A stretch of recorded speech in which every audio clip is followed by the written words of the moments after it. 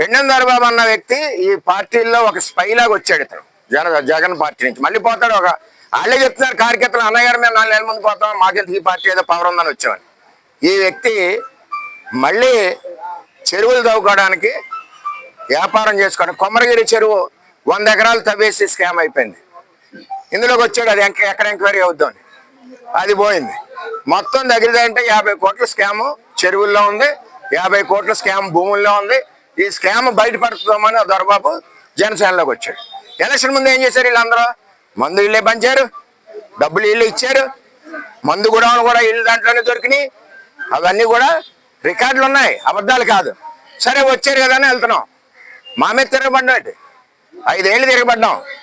ఇదే దొరబాబు పెడితే మేము కార్యకర్తలు 50 మంది రాజమండ్రి కోర్టు తిరుగుతున్నాం, ఇవాళ అగ్రహారం కోర్టు తిరుగుతున్నాం. అందులో జనసేన పార్టీ వాళ్ళు కూడా ఉన్నారు. అవల్లి అని చెప్పి పార్టీ అధ్యక్షుడు ఉన్నాడు, ఆడి మీద 3 కేసులు ఉన్నాయి. ఇది ఎక్కడ భరాయించడానికి అర్థం ఉంటుంది. మాకు లీడర్ క్రమశిక్షణ కాబట్టి 2 మూసుకుని ఎడుతున్నాం.